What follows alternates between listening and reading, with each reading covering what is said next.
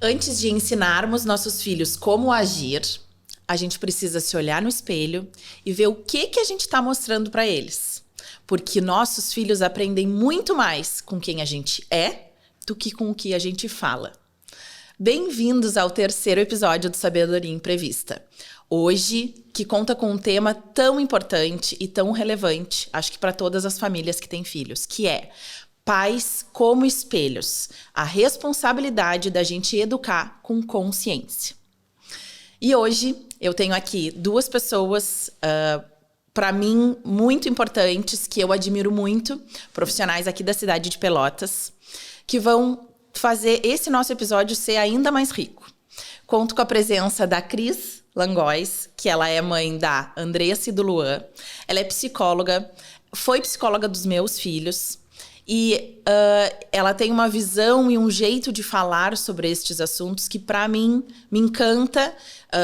Eu consigo internalizar e aprender com tudo isso. E ela vai dividir um pouquinho com a gente sobre isso aqui hoje. Cris, seja bem-vinda. Muito obrigada, Raíza. Obrigada pelo convite. Obrigada por estar aqui com vocês nessa manhã. Fiquei muito feliz quando tu me perguntou se era possível para a gente fazer essa troca que eu acho tão importante sobre o desenvolvimento não só infantil, mas humano, né? Porque todos nós que estamos aqui já fomos crianças e somos o fruto, né, dessa educação, dessa experiência, desse olhar. Exatamente. Então, espero poder colaborar. Muito obrigada. E o nosso segundo convidado é meu amigo há mais de 15 anos, hoje profissional também aqui de Pelotas, no segmento do marketing digital. E eu convidei ele porque ele é uma pessoa que eu admiro. A gente já teve bastante troca sobre isso, né? Eu sou mãe, ele é pai. E a gente aprende muito com os nossos filhos. Ele tem o Lorenzo, de 8 anos, e também vai enriquecer bastante aqui essa manhã com a gente. Muito obrigado, Raíza. Obrigado pelo convite, estar aqui junto com a Cris, nesse momento onde vamos compartilhar, quem sabe, aquele insight, aquele modo de pensar, aquela virada, aquela sementinha ali para o pai, quem sabe, se tornar o pai que ele gostaria de verdadeiramente ser. Então, muito obrigado. Espero contribuir muito. Exatamente. Muito obrigada, eu que agradeço. Bom, e a gente já começa falando sobre a dura realidade da gente ser exemplo, né, para os nossos filhos. Acho que eu vou começar o podcast hoje falando um pouquinho, na verdade, trazendo até uma experiência pessoal deste final de semana, pra gente entender um pouquinho sobre o que a gente quer falar aqui, né, hoje. Esse final de semana a gente estava arrumando a casa, eu e meu marido, porque a gente ia ter o almoço, né, do Dia das Crianças, e a gente estava juntando as coisas e no sábado a gente chegou de fora, eu estava cansada, estava com o tênis sujo, deixei o tênis na porta. E a gente foi juntar as coisas e a minha filha de 6 anos, meu marido disse, junta o tênis, filha, que tá ali para guardar, e ela disse, a mamãe também deixou o tênis ali. A mamãe não juntou. E é verdade. A mamãe foi lá, pediu desculpa, pegou o tênis e colocou no lugar. Mas o quanto isso, né? Quando a gente tem filho, a gente esbarra muito nisso, né? Acho que a educação... A gente pensa que educar um filho é instintivo, sabe? Até é uma questão que, para mim, é bastante... eu reflito bastante sobre isso, que a gente estuda para tanta coisa. A Cris estudou para ser psicóloga, o William estudou para trabalhar na área dele, como analista comportamental, como a questão do marketing digital. E quando a gente se depara com a questão de ter filhos, a gente não aprende sobre como educar. A gente acha que vai ser instintivo, como a gente diz. E não é, né? Queria saber como é que foi pra vocês, primeiramente, assim. A Cris vai falar agora um pouquinho como mãe, né? Porque ela também tem 2 filhos. Como que foi isso no início, sabe, Cris? Como é que foi o nascimento deles, a primeira infância, a segunda infância, assim? Como que tu te viu com esses desafios? Porque eu acho que tu não sei se tu já era psicóloga, não, né? Não. Pois é. Não. Como que foi isso pra ti? Ai, Raíza, eu tinha 20 anos quando eu fui mãe pela primeira vez e 24, né, na segunda. Te confesso que foi esse grande desafio, tá? Por quê? Porque além de eu ser muito jovem, né, eu estava num outro caminho e de repente a Andressa me veio de presente. E nós abraçamos, eu e o pai deles, né, a causa desde o início e resolvemos tentar. né? Estamos hoje, até hoje, juntos, 34 anos, eu e o Rogério.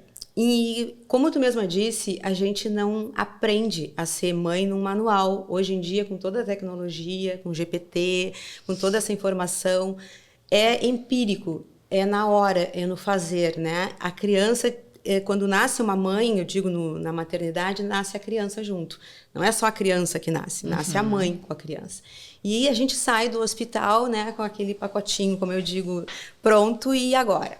A gente tem ajuda de mãe, né, de avós, de quem tiver em torno, que eu tive muito essa ajuda, mas é contigo. A criança chora, tem que mamar no teu peito, né?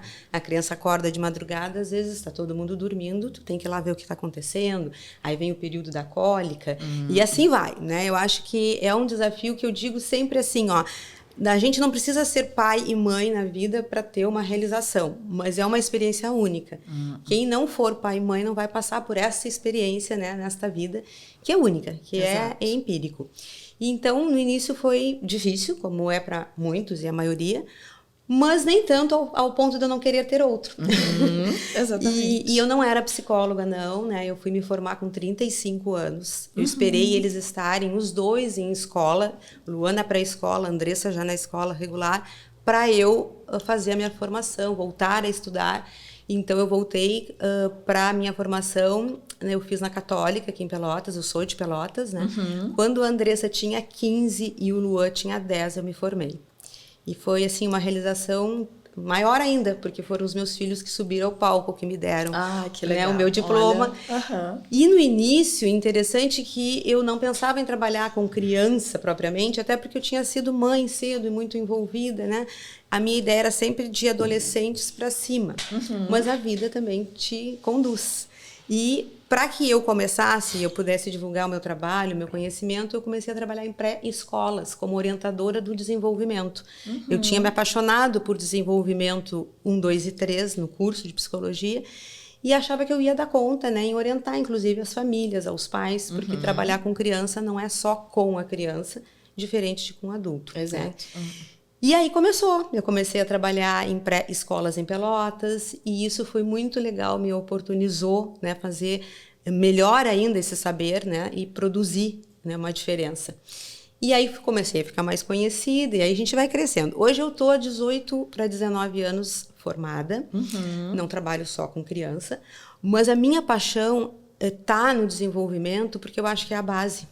E como eu tenho uma experiência também como mãe, eu sei muito empaticamente o sofrimento de muitos pais que chegam até mim, as dores, as dúvidas, os medos, tu sabe, quando a gente conversava, né? Exatamente. Então isso me ajudou muito, com certeza, eu ter sido primeiro mãe. E sempre digo, né, mãe de um filho é uma coisa, de 2 é outra, de 3 é outra. Cada filho é um ser humano ímpar e cada filho vai te trazer um desafio. Né? E aí estamos no desenvolvimento infantil também. Que legal.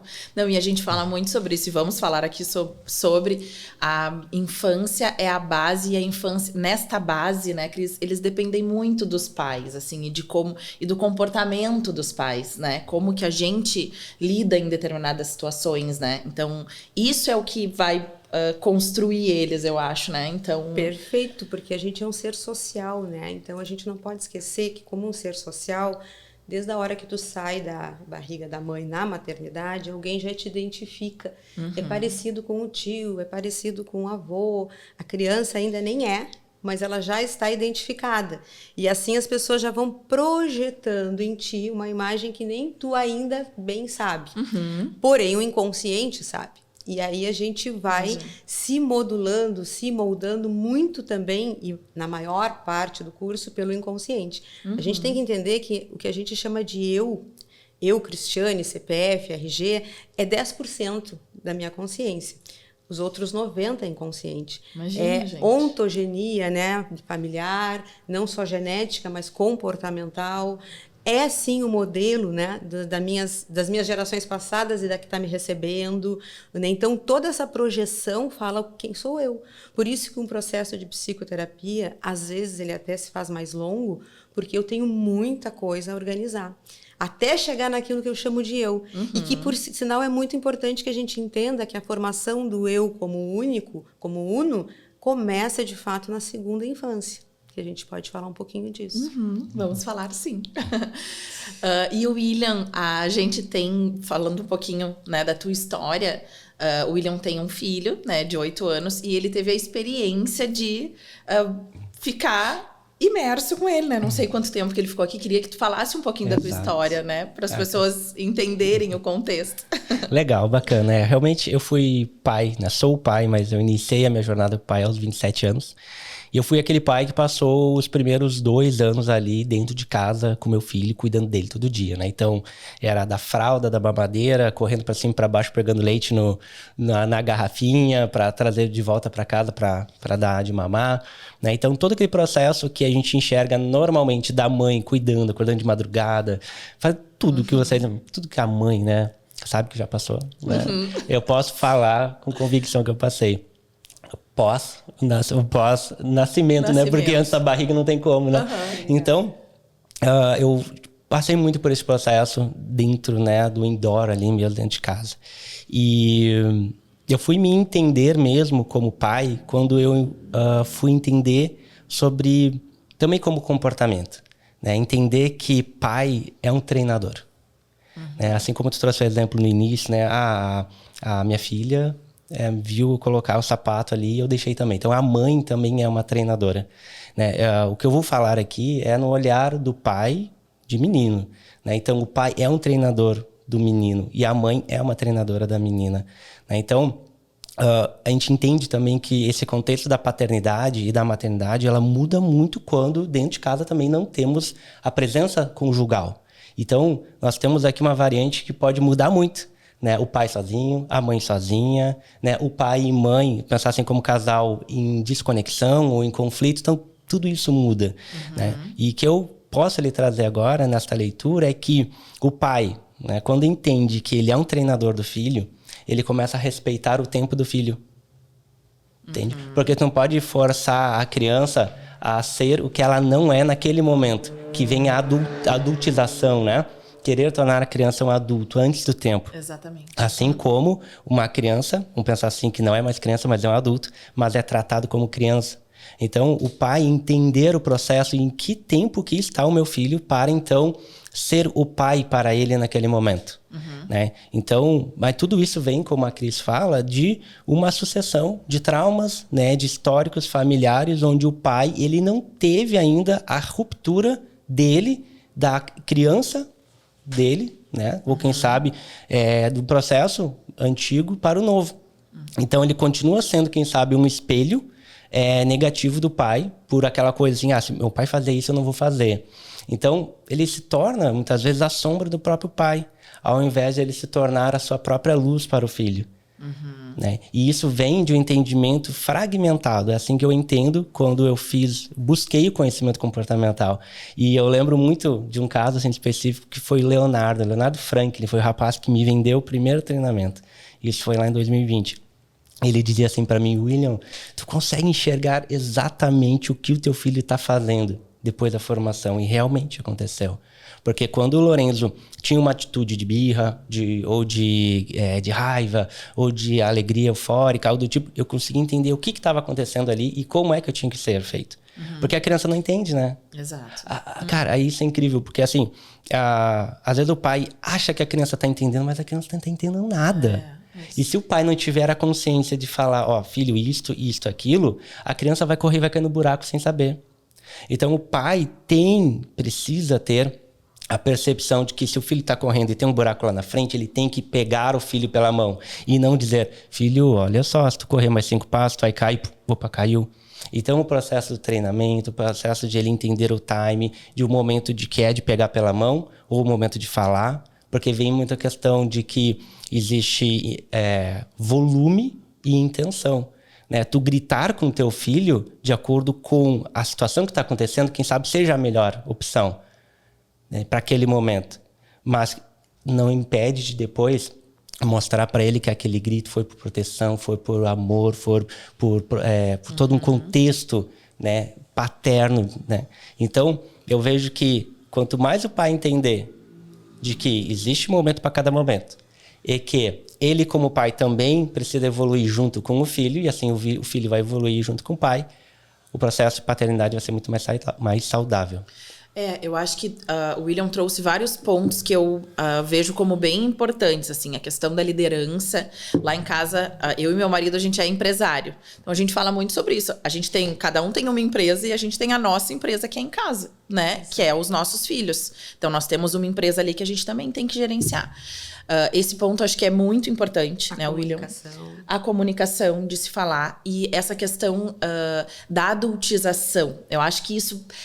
Hoje, no que eu vejo, assim, a gente tem muita informação, tem informação em todos os lugares.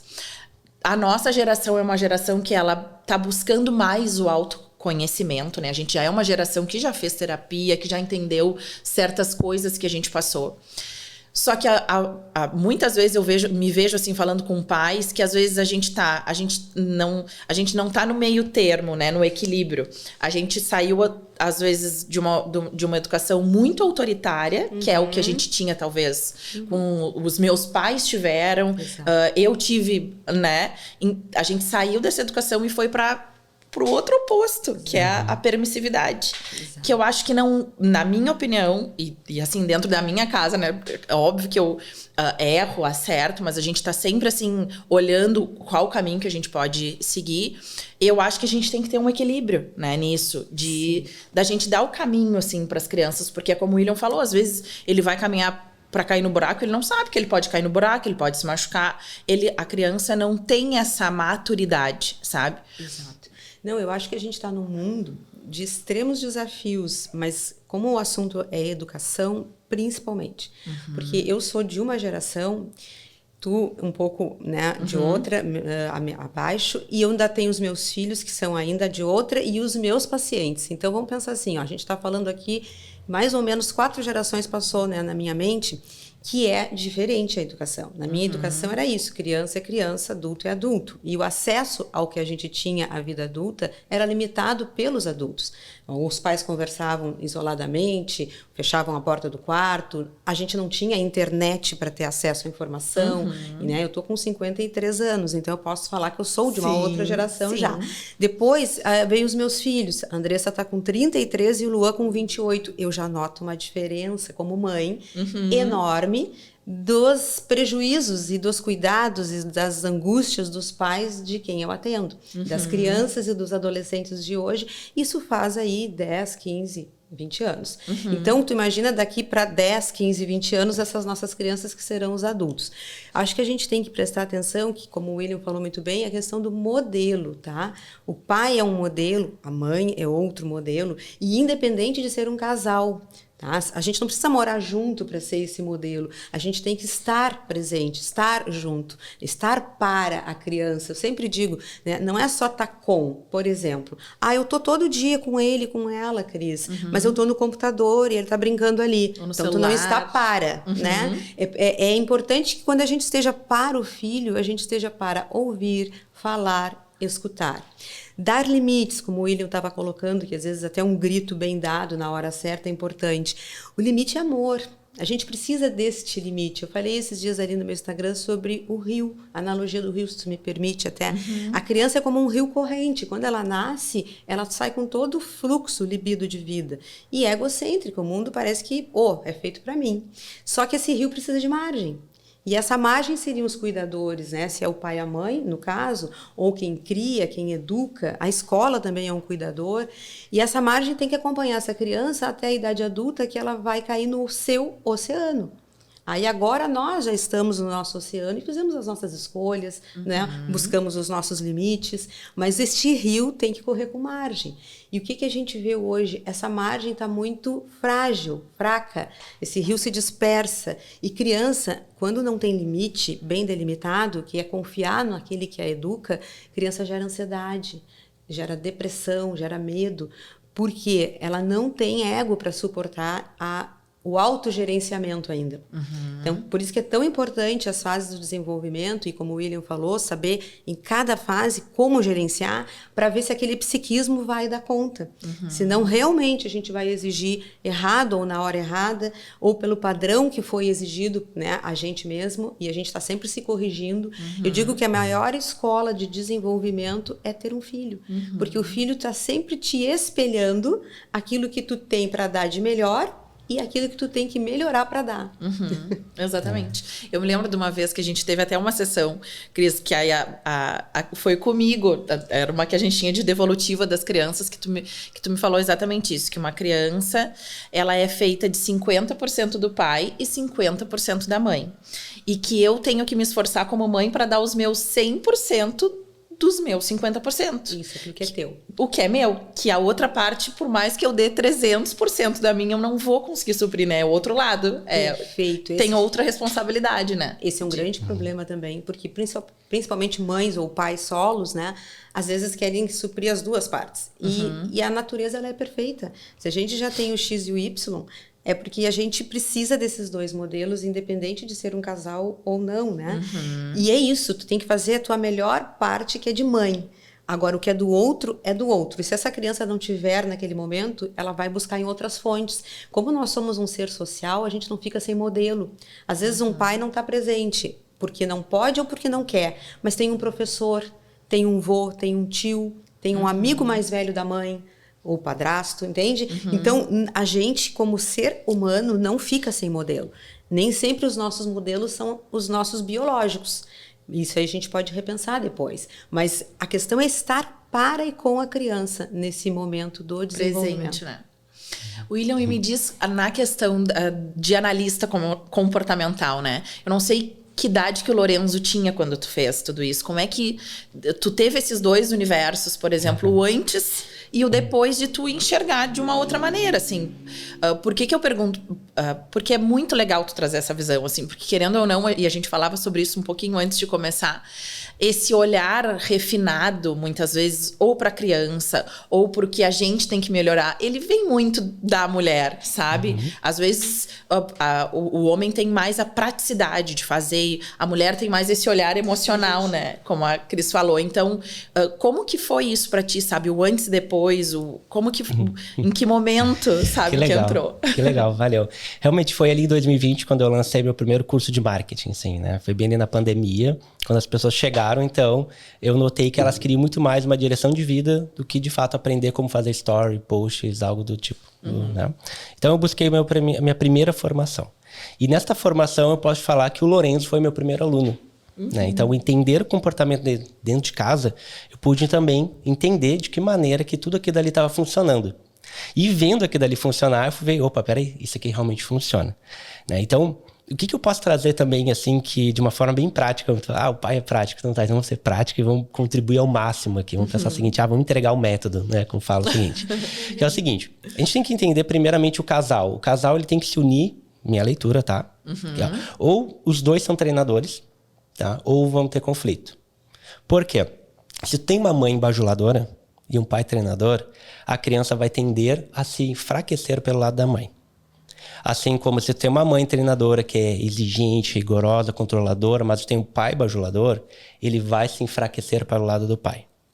Então, este é o primeiro ponto. Tu te torna bajulador ou treinador? É a única escolha. O bajulador é o quê? A criança fez uma coisa ruim. Não, filho, tá tudo bem. Não tá tudo bem. Não, peraí. Existe uma questão que é emoção e intensidade. Existem emoções que também são enfraquecidas. Por exemplo, o filho foi lá e tirou uma ótima nota no colégio. Nota 10. Ai, parabéns, filho. Peraí, isso exige intensidade nessa emoção. Cara, que massa, parabéns. Vamos comemorar. Né? Então, ou seja, tu botou intenção na emoção. O que vai acontecer? Tu tá sendo um treinador. Né? Tu tá botando energia, enfatizando pro teu filho que, cara, se ele tirou 10, ele foi muito bem. E o pai ficou orgulhoso. Mas, normalmente, é tua obrigação. Não, só um parênteses, a questão de falar a mesma língua também, né, William? Porque assim, lá em casa a gente tem um acordo, eu e o Felipe, que é, se um chama atenção, por mais que o outro não concorde, Eu já chamei e já tá. Por mais... E a gente passa por isso. As pessoas acham que a gente não passa, a gente passa. De eu não concordar e... Claro.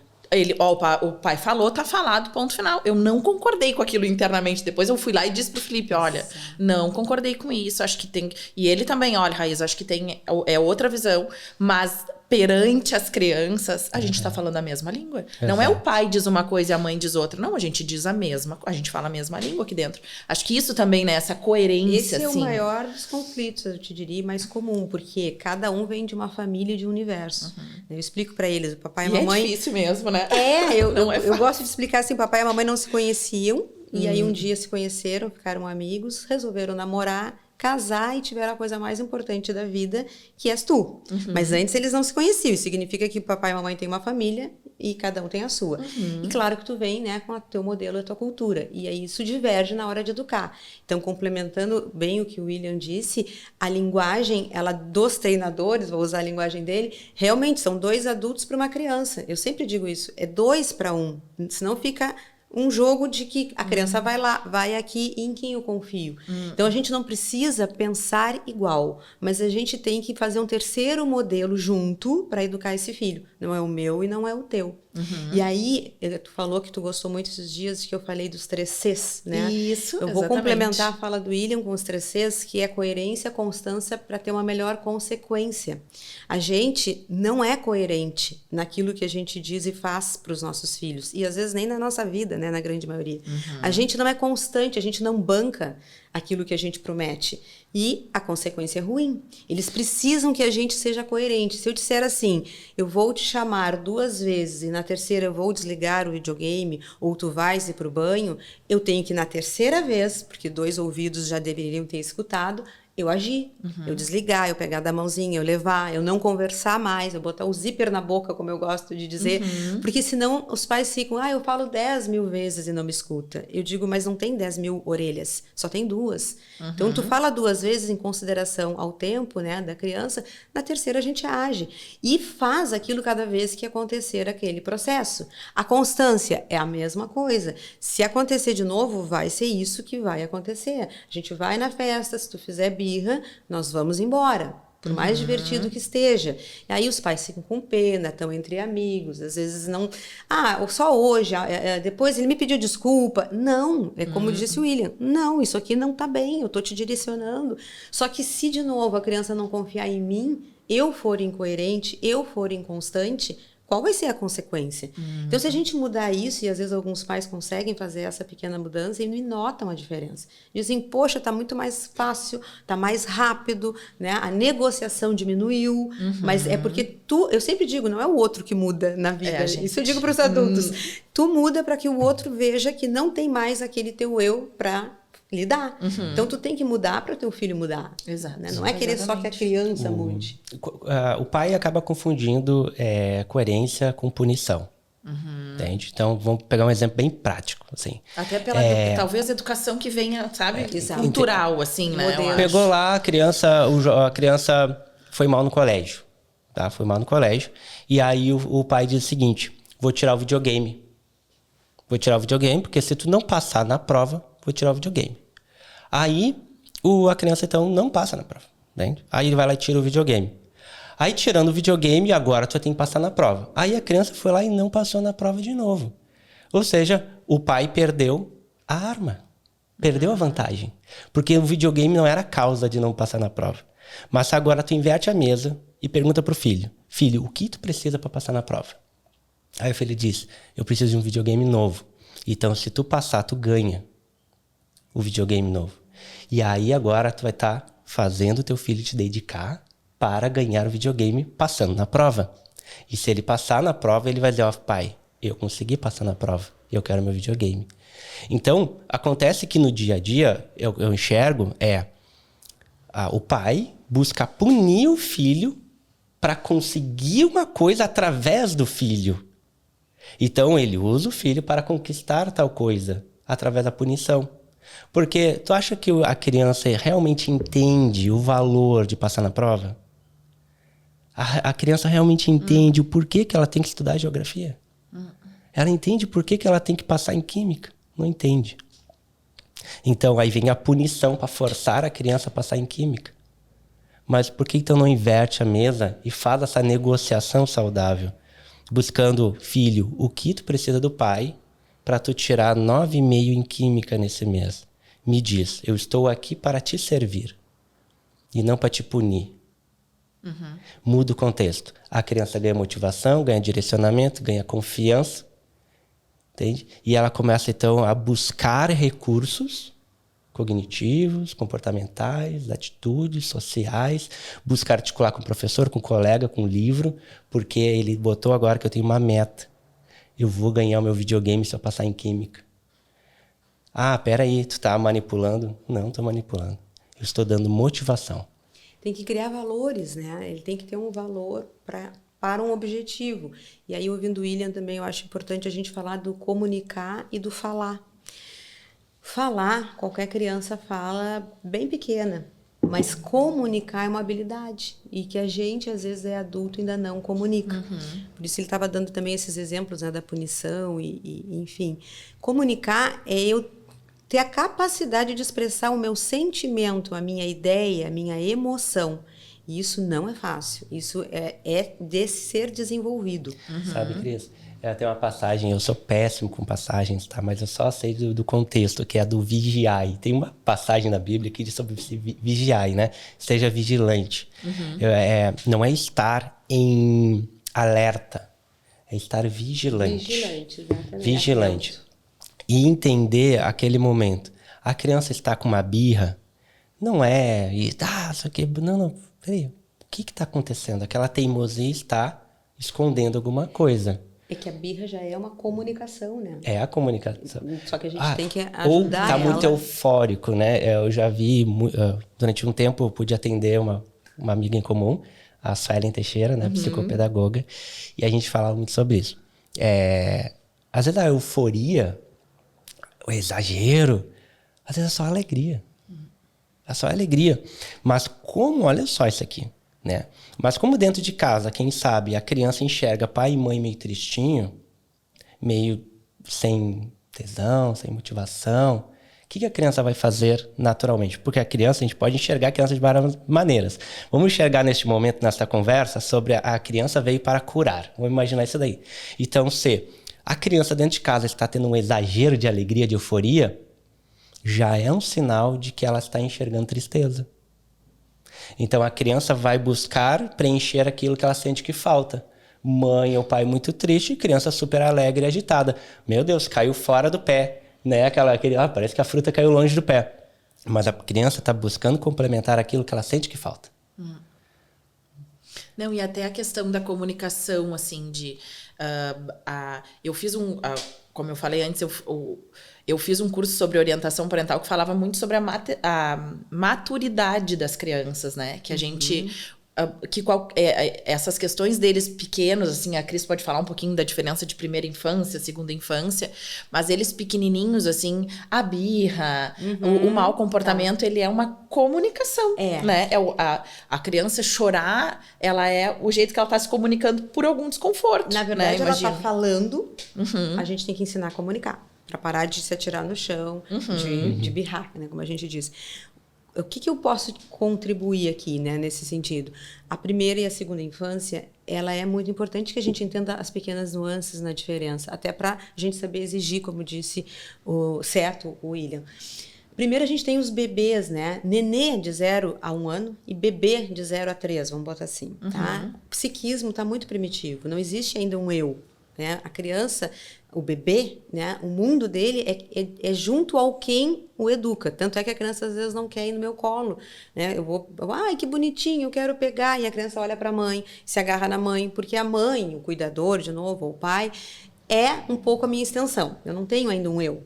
A primeira infância, que vai começar ali meados de 4 anos, de 4 a 7, é uma média, né, que a gente faz, é o primeiro movimento de eu. Agora eu entendo que existe a Cris. Eu sou separada da minha mãe. Agora eu me separo, porque agora eu me dei conta das relações. O pai e a mãe dormem naquele quarto, muitas vezes fecha a porta, saem para jantar e não me levam. A professora ajuda também outro coleguinha, não me chama. O outro ajudante do dia não sou eu. A avó, às vezes, tem outro neto. Enfim, a criança começa a ter uma noção melhor do social e ela começa a ser um ser social. Então, ela não é mais o centro total das atenções do egocentrismo lá do bebê. E até os seus 6, 7 anos, ela entende essa triangularização, vamos colocar assim. Por isso que na escola, na pré-escola, sempre tem que ter a melhor amiga, né? O brinquedo é meu, porque eu estou começando a me diferenciar. A partir dos 7 aos 12, a gente tem que estar na segunda infância. O psiquismo amadureceu um pouquinho mais e agora eu vou desenvolver o que eu chamo de auto e baixa estima. Agora eu entendo melhor a que eu sou boa, ao que eu não sou boa, né? Eu sou boa em matemática, eu sou boa no futebol, eu sou boa no... Enfim, qual a minha habilidade? Né? E aí eu começo a me comparar. E isso é muito importante da gente entender, que aí a criança está com o psiquismo um pouquinho mais amadurecido, essas conversas ao qual o William disse para a gente ter equilíbrio, ouvir a criança, escutar, perguntar e responder à medida das suas necessidades, dando esse norte, que é a margem que eu falei. Estou margeando, ó, esse rio está se alargando, mas eu ainda tenho que ter a margem. Então, a primeira e a segunda infância, eu diria que é o ouro do desenvolvimento humano. Porque hoje eu estou aqui porque eu tenho um mínimo de autoestima para estar me autorizando a falar aqui com vocês. Eu não sou a dona da verdade, tenho a minha experiência clínica e da maternidade, mas eu acredito que o que eu estou falando tem coerência. Isso é autoestima. E a gente já vê as crianças com este problema na hora de apresentar um trabalho, de se apresentar. Até eu mexo com eles assim, olha, tu não precisa ter vergonha, porque teu pai e a tua mãe, o teu avô e a tua avó vão estar lá no auditório para te olhar. Assim como os outros pais, os outros avós vão estar para olhar o teu colega. Cada um da sua família vai olhar a sua criança. Ah, tia Cris, é mesmo. Eu digo, pode dançar à vontade, não vai ficar todo mundo te olhando. Para que a criança comece a ter a autoconfiança de que ela está ali, principalmente pelos seus e por ela mesma. Não fique tão preocupada com o julgamento alheio. Sim. Porque como nós somos um ser social, desde que sai da maternidade, estamos sendo comparados e avaliados. E isso a gente carrega para a vida. Olha, como é importante, né? Isso, a gente olhar assim, o olhar das crianças, né? Olhar pensando neles, não no que a gente acredita, porque a gente, como a gente falou antes, às vezes eu tenho 35 anos, quantas coisas eu ainda às vezes acho que eu ajo sem maturidade, sem aí, como que eu vou exigir isso do meu filho que tem 6, 7 anos, sabe? A gente ter esse olhar diferente, né? Que eu acho que muitas vezes não acontece isso. Ai, não, tu já tinha que saber fazer isso. Não, mas às vezes não, né? Ele não tem idade, né? Pra passar por isso. Eu acredito que o pai, ele tem um momento, tá? Que ele vai ter que buscar a sua própria cura. Para ele pensar o seguinte, essa atualização, essa melhoria, né? Que é o seguinte, uma experiência própria, né? Sou pai separado, o Lorenzo tinha ali 3 anos, então sempre morei à distância, então tivemos períodos onde a gente morou juntos, né? O máximo que a gente morou junto mesmo foi 1 ano e pouco aqui na cidade. E antes disso a gente morou 3 meses um tempo, mas sempre longe. Então ele teve um tempo em Belo Horizonte, um tempo em São Paulo, Porto Alegre, né, por virtude do trabalho da mãe. E aí teve um momento que eu tive que promover em mim uma transformação como pai. Em que momento que isso aconteceu foi o seguinte. Eu estava em Porto Alegre, voltando um passo atrás, eu estava em Pelotas, eu pensei, eu vou para Porto Alegre para morar perto do meu filho. Eu chego lá, não dá 1 mês, a mãe fala, olha só, William, recebi uma proposta, eu vou para Belo Horizonte. E eu pensei, nossa, eu acabei de chegar, né? E eu gostaria de estar perto, e é uma cidade que eu tenho muita afinidade também. Mas tá tudo bem. A gente morou junto um período de 3 meses, alguma coisa, quase 4 meses. Tempo da mudança, ele foi. Passou 2 meses, aquilo começou a me incomodar dentro de mim. Mas por que começou a me incomodar? Porque eu comecei a lembrar da minha infância e comecei a lembrar do meu pai. O meu pai sempre trabalhou caminhoneiro, sempre na rua, e eu fiquei pensando, meu Deus, eu vou repetir a mesma história do meu pai com o meu filho. Então, por quê? Como eu trabalho home office, eu estou trabalhando longe do meu filho, certo? Diferente que fosse físico, né? Então, eu vou resolver esse negócio. E você resolver esse negócio pelo meu posicionamento como pai. Peguei, arrumei minha mala e me fui para Belo Horizonte. Troço louco, né? Passei 40 dias. Esse foi o tempo da cura, que eu chamo, né? Onde foi... Tem gente que é assim, William, tu fez tudo isso? Fui para lá, que loucura. Acho que E tu ficou... E tu ficou só 40 dias, não sei o quê. Eu digo assim, ó, foi o suficiente para eu me curar. Foi o suficiente para eu ir provar o meu valor para mim mesmo como pai, que não é por mim que isso não está acontecendo. A culpa não é minha. Existe um universo, existe todo um ambiente do qual não é para mim, mas eu, William, estou agora resolvido. Fui para lá, foram 40 dias, insano, loucura, assim, né? Imagina, um lugar novo, né? Final de ano, Natal, procurando apartamento para alugar, e eu pensei, deu, estou curado, fiz a minha parte como pai. O problema não está em mim. Né? Peguei, voltei para Pelotas, ele veio junto, a gente passou o Natal, resolvido, estou em paz. Eu trago esse exemplo, né?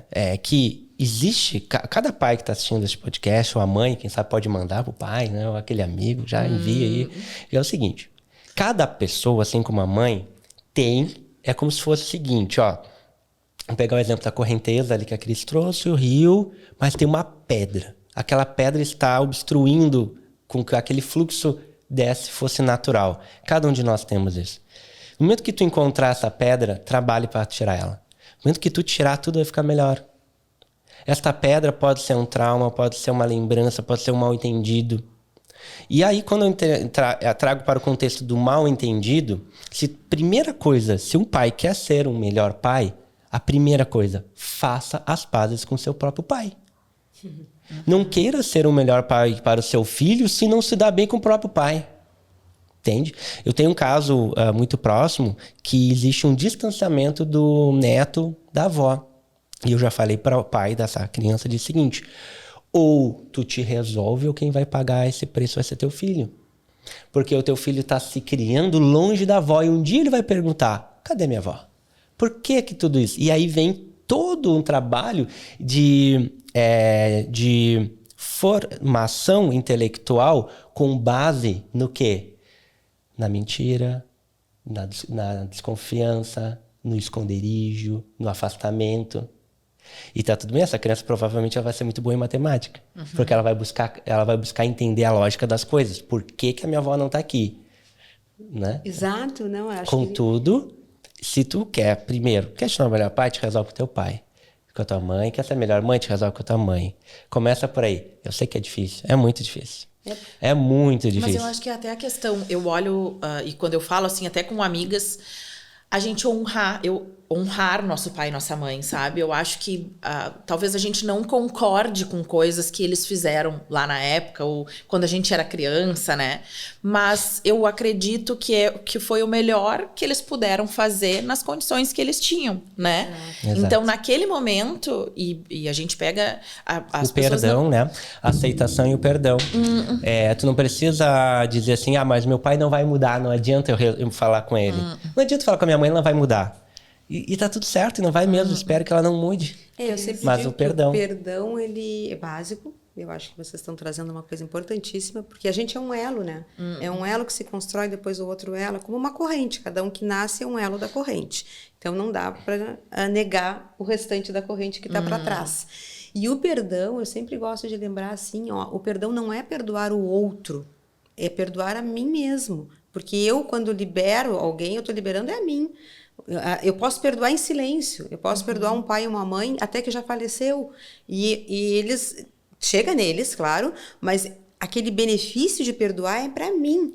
Porque eu sempre digo, quem carrega mágoa, a palavra já diz má água. A gente é mais de 70% de água dentro do corpo.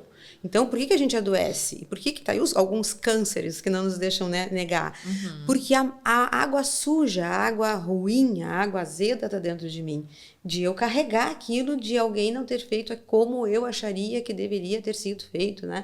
E é por aí, é bem isso. Então, perdoar é básico. Eu perdoo a mim por sentir isso por aquela pessoa, porque aquilo é dela, é como tu disse, Raíza, é o que ela pôde tem para dar, né? E porque a gente é projetivo. A gente é a evolução, né? Nós já somos a versão atualizada dos nossos pais, né? Deveríamos. Eu acredito complementando, que nós não podemos também nos comparar com outros pais. Contudo, eu trago que um espelho é importante, né? Há pouco tempo estava em conversa sobre isso, trazendo o seguinte: qual é o teu modelo de inspiração? Né? Qual é o pai? Olha o contexto familiar de alguém que tu conheceu. Qual é um homem, uma mulher que tu tem assim, nossa, eu gostaria muito de me inspirar nela. Certo, beleza, então busca aquela inspiração. Porque assim tu vai melhorar. Né? Então, a cura, a aceitação e a evolução. Exato. Fora disso, é teimosia, é cabeça dura, ninguém vai mudar, não adianta fazer nada. A gente fica culpando, né? A gente vê muito, porque a culpa de eu ser assim é do... Gente, não, sabe? Acho que a gente já é adulto, ok, né? Mas a gente tem que olhar pra esse... Aí a gente entra até em outro assunto, né? Mas assim, olhar pra isso, sabe? Com carinho e dizer, olha, é o melhor que tinha naquele momento, sabe? Eu acho que quando a gente estuda a questão da cultura da educação, né? E como ela vem nos últimos, sei lá, 20 anos, a gente vem de uma educação muito... Onde, por exemplo, a violência era muito usada, onde a questão de muita punição, muito castigo, sabe? A criança não ser acolhida. Então, assim, a gente vem de uma cultura, né? Havia um distanciamento, né? Como eu te falei, na minha geração para de você já muda isso. Havia um abismo, né? Antes de mim, nem criança era visto como criança, né? Agora se misturou tudo. Cris, tem uma frase, Cris, que é o seguinte, nossa senhora, essa frase é pesada, que é o seguinte: a palavra criança é usada por muita gente como ofensa. E vou te dar um exemplo. Para de agir como criança. Exato. Alguém, se é um adulto fazendo alguma coisa errada, para de agir como criança, seu crianção. Né? Nossa, tá usando a criança como modelo de ruim. Não, e outra coisa que eu acho que é importante a gente deixar aqui é que a gente errar faz parte de ser humano. Por isso existe a borracha. Também brinco com eles porque crianças são concretas, né? Como criança não gosta de perder, não gosta de que a gente mostre que ela não está certa, eles ficam às vezes bem indignados. Eu digo, por que existe a borracha? Para que a gente apague e faça de novo. Na vida também é assim. Então, a primeira coisa é a gente aceitar que o nosso laboratório é nós mesmos. A gente tem as máquinas, os computadores, as IAs cada vez mais aí, mas o ser humano é que está reatualizando a sua versão enquanto ser humano. Então, se eu sou o meu laboratório, eu vou ter que fazer disso comigo mesmo. Então, eu tenho que me perdoar, eu tenho que aceitar os meus erros. Faz parte de mim ser bom e ruim, né? Esse mundo é dicotômico, né? Bem e mal, preto e branco, dia e noite. Então, a gente também tem que aceitar quando as crianças não estão indo bem por um caminho que eu achei que era o melhor, mas eu tenho que voltar a ser a margem. Em vez de punir aquele rio, eu tenho que ser a margem para ele. Essa confusão. Eu vou trazer aqui eu vou fazer o seguinte, olha só, é como se fosse um passo a passo. É como se fosse um curso rapidinho no podcast aqui, que é o seguinte. Porque essa confusão ocorre porque o pai não entende, que chama tríade, tá? Que é o seguinte: pensar, sentir e agir. Vamos pensar o seguinte, que essa é a base de entendimento. Quer ser o melhor treinador, quer ser o melhor pai dentro de casa, o melhor espelho, para não misturar as coisas, entende que pensar, sentir e agir são 3 coisas diferentes. Então não confunda. Quem sabe a criança esteja somente pensando errado, mas ela está sentindo e agindo certo. Então a gente corrige o quê? O pensamento, e não a ação e nem a emoção. Quem sabe a criança está com o pensamento correto, mas está agindo errado. Então, tanto corrige a ação, mostrando, quem sabe, uma nova forma de sentir aquilo. Vou dar um exemplo prático. Se a criança pega um lápis, tá? Vai na parede, riscar a parede, fazer um desenho na parede. Aquilo é certo ou é errado? Bom, vamos começar pelo seguinte. Ela pensou certo, porque a parede é um ótimo lugar para desenhar. Ela agiu certo, porque ela está usando o lápis, e é o lápis que se usa para desenhar. Mas por que ela desenhou na parede? Porque ela queria, quem sabe, chamar atenção. Então, ela queria mais chamar atenção do que fazer o desenho. Então, eu corrijo a emoção. Olha só, deixa eu te mostrar um outro lugar para desenhar, porque aqui, ó, o papai vai sentar do teu lado para ver. Porque a criança estava sentindo era falta de afeto. ela queria era chamar a atenção, então por isso que ela foi numa parede. Então, ali, se o pai chega e diz assim, ó, só criança, né, aquela coisa toda, tu tá riscando a parede, tira daí, dá um tapa na mão.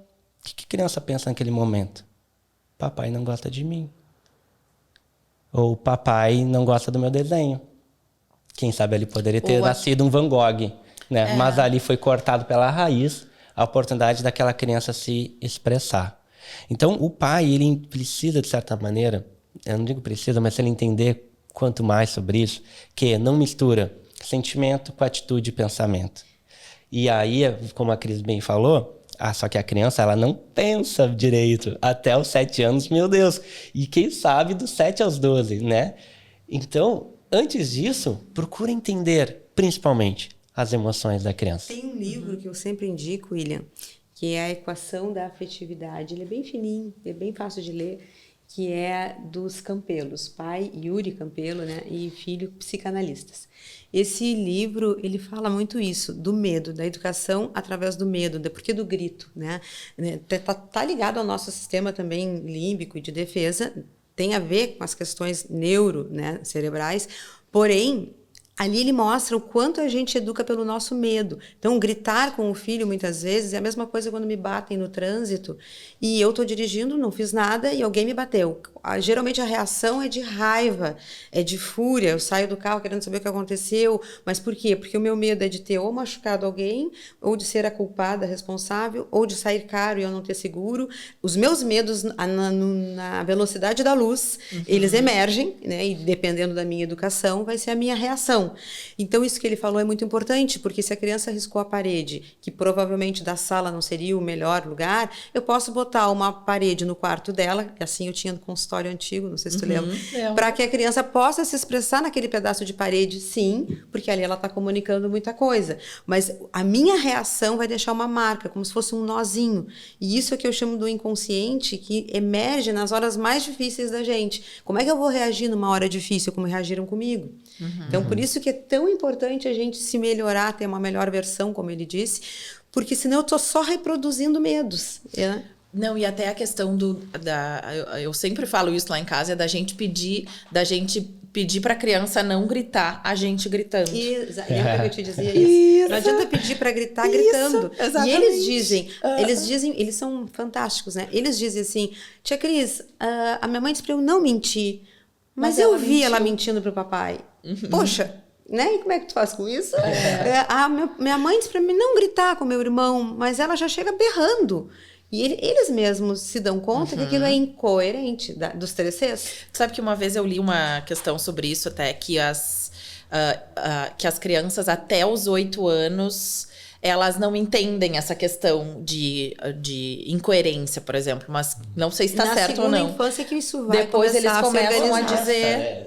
Começa. Não quer dizer que chegou e instalou o software ali, né? Isso, deles bem o que eu comecei o podcast falando, deles verem o que a gente tá fazendo. Exato. Não coloca o lixo, coloca o lixo no chão, mas aí eu como mãe boto o lixo. Não, coloque o lixo no lixo. E eu como mãe coloco o lixo no chão. Como assim, mãe? Na verdade, eles muitas vezes nem expressam. Mas como eles são concretos, eles não entendem que tu botou o lixo ali, porque é mais rápido, tu vai sair por lá e vai deixar não sei aonde. É uma lógica tua. A criança é concreta. Se tu diz que vai... Por isso a coerência, tá? Por isso, se tu diz que vai fazer, tu faz. Ou então tu explica. Sim, aqui não é o lugar de botar o lixo. Tu tem toda a razão. Mas é que como eu vou sair por aquela porta e o lixo tá mais próximo, a mamãe deixou aqui. A gente só tem que explicar. E às vezes a gente não explica. A gente briga. Diz, não te mete, eu sei o que eu tô fazendo. Isso daí que tu trouxe agora, Raíza, da mãe. Falar que botar no lixo e ela não bota, né? O que esconde por trás aí? Uma falta de autoritarismo, né? Então, ou seja, a mãe está sentindo falta de ela ter o poder dentro de casa. Então, ela representa, através dessa ação, a busca pelo poder. Então, foi tirado dela o poder dentro de casa. Então, ela está se sentindo menor. Então, a maneira de ela ter de mostrar que ela manda em alguma coisa é fazendo o oposto do filho. Porque se eu faço o oposto do filho, eu mostro quem manda. Se eu faço junto com o filho, significa que eu estou me equivalendo. Entende? Então, olha só, a gente volta alguns minutos atrás no podcast, e a gente vai voltar lá na cura. Entende? Então, isso, vamos pegar o pai autoritário, porque ele quer mostrar quem manda, ele não quer ficar igual ao filho. Só que o que vai ocorrer, olha só, que vai ocorrer na cabeça dessa criança se o pai é autoritário dentro de casa o tempo todo? Ele vai formar um submisso. Com certeza. Ele vai formar um submisso na rua que vai sempre trabalhar para os outros, sempre fazer pelos outros, porque é o reflexo do pai. Lembra uma vez que a gente viu na dinâmica da cadeira, né? Bota o Arthur, né? O meu? Bento. Bento. Bota o Bento na cadeira do Felipe, né? Faz ele sentar no banco do carro. Do carro, eu para me ele lembro de sentir falar. a emoção de estar no mesmo lugar que o pai. É reflexo, é espelho. Só que a busca pelo autoritarismo de quem manda dentro de casa sou eu, forma submissos. E aí depois vem a cobrança. Seu não quer fazer nada, não quer estudar, não quer trabalhar, vem toda a cobrança depois. Só que quem formou, o treinador que formou aquela criança submissa foi o próprio pai. Freud falava, né, da compulsão à repetição. E só uma passagem rápida também que eu me lembrei agora. E às vezes o pai e a mãe querem fazer tão diferente que cai ao contrário, que tem um pouco a ver com isso que ele está falando. Por exemplo, um pai submisso, um filho que teve um pai muito submisso, ou ele cai na compulsão à repetição inconscientemente, que é submeter alguém, né?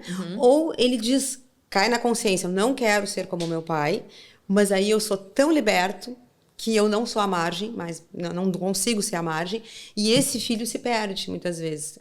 Lá na idade adulta, vai achar esse pai punidor, às vezes, no abuso de drogas, por exemplo, né? A gente já sabe que a adicção tem a ver com isso. Muita falta desta figura masculina, né? Não estou resumindo aqui, não singularizando, claro. Mas também passa por isso. Quando a gente vai estudar os adictos, muitos deles tiveram grandes conflitos ou ausência com a figura de pai. Então a gente tem que cuidar exatamente esse meio termo. A compulsão à repetição, que é o mais lógico, tá? Do nosso raciocínio. Ou eu não querer repetir e cair tão ao contrário que cai no igual ao contrário. Era tão coercivo e agora é tão libertinoso que não diferente. Tem vou trazer aqui uns reflexos normais que ocorrem. Se o pai é muito controlador, autoritário, vai formar um filho rebelde. Vai chegar uma hora que esse filho vai explodir, vai sair de casa, pintar o cabelo, vai fazer artes e vai embora. Segundo, se a mãe ou o pai é muito, medroso, vai criar um filho molenga. Muito bondoso, muito fofinho, porque ele vai buscar o quê? A segurança na emoção. Então, quanto mais emocionalmente protegido eu estou, mais protegido eu estou. Então, formou ali. Se tem uma criança, um pai, que ele é muito, pensar o seguinte, muito bondoso, então. O pai muito carinhoso, muito, né? Vai formar uma criança, quem sabe, muito artística, muito visionária, muito, ver só coisas boas. Porque eu, a partir do meu pai e mãe, eu fui nutrido com coisas boas, então eu só vejo o lado bom da vida. Mas o que tem de ruim de só ver o lado bom da vida? Se cria uma criança inconsequente. Então, essas atitudes do pai e mãe, quando elas estão num estado que chama zona de contração ou de sofrimento, porque pai e mãe não estão bem, é isso como a crise acontece. Ele age e gera na criança o oposto, porque a criança é a cura. Se mamãe e papai dentro de casa estão tristes, eu vou ser alegre, feliz e vou gritar todo dia, vou espernear, vou fazer desenho, porque eu vou alegrar. Se papai e mamãe estão sempre em conflito, eu vou buscar ser um vaso de planta, porque não quero conflito. Não quero conflito, eu vou me esquivar, eu não vou tomar opinião, eu não vou falar nada porque eu não quero conflito. Então, pai e mãe, se curem. Se curem, busquem a Cris, busquem psicólogos, tem que se curar. Tem que olhar para si, né? Quer ter melhores filhos, se curem. Por isso que é tão rico, William, trabalhar com a infância, porque é diretamente trabalhar com a família. Não é só... A criança é o espelho. A gente começou o podcast falando em espelho, em imagem.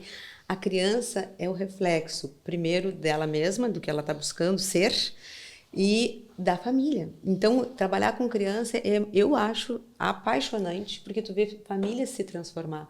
Pessoas que saem da terapia buscando terapia.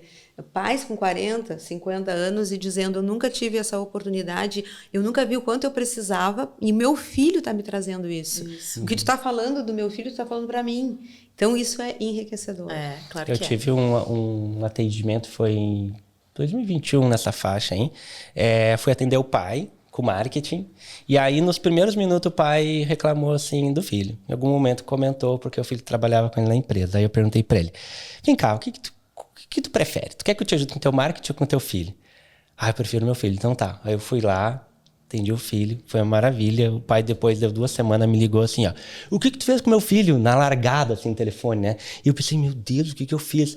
Não, é que o guri chegou aqui na empresa com o carro lavado, a barba feita e cabelo arrumado. Ele não faz isso há mais de 5 anos. O que tu fez com meu filho? Eu quero entender essa forma que eu venho buscando. O comunicar, né? O que aconteceu? Bastidores, o que aconteceu? Eu mostrei pra ele quem era o pai. De uma leitura comportamental, ó, teu pai age assim, assim, assim, porque ele espera isso, isso, isso, e tu faz isso, isso, isso, e ele entendeu. Então por isso que meu pai faz isso. Por isso que meu pai é assim, e isso, e por que eu sou assim, certo? Aí, Cris, só que aconteceu exatamente isso que tu comentou. Não passou ali meio ano, voltou tudo a ser como era, porque o pai não quer mudar. E aí é uma escolha muito pessoal. E aí, bom... Aí a gente já sabe. Já sabe, né? Gente, infelizmente a gente está indo para o final, né? Para o encerramento. Eu queria muito agradecer a presença de vocês. Acho que foi pouco tempo para a gente falar de tanta coisa que a gente tem para falar. A gente podia passar a manhã inteira aqui falando sobre isso, porque eu tenho certeza que teria muitos assuntos, né? Mas o objetivo é esse, que a gente saia um pouquinho melhor daqui, né? Quem ver este episódio sair um pouquinho melhor, pronto, já tá. A meta já tá batida, como a gente diz. E eu queria que vocês dessem uma mensagem de encerramento. Então, pra gente finalizar, agradeço muito, foi muito rico mesmo, dos dois. Pra gente finalizar esse episódio, uma mensagem para os pais, né, que vão assistir. Eu gostei muito de participar, gostei muito de conhecer o William, né, todo o conhecimento dele. Acho que é fundamental o que tu tá fazendo, né, essa troca com profissionais, com ideia, com informação. É disso que a gente precisa, então muito obrigada. Que bom. E eu vou ser, assim, bem singela, assim, um pouco piegas, né? Eu queria deixar a palavrinha amor. Tá faltando neste mundo a gente amar, mas não é o nosso amor, né, passional, de homem e mulher. Amor incondicional é quando eu olho o outro como realmente um semelhante que está aqui para crescer como eu, que eu possa me espelhar nele nas coisas boas e que ele possa se espelhar em mim também, que é o que tu propôs hoje, né, que a gente trouxesse um pouquinho da nossa prática, do nosso conhecimento.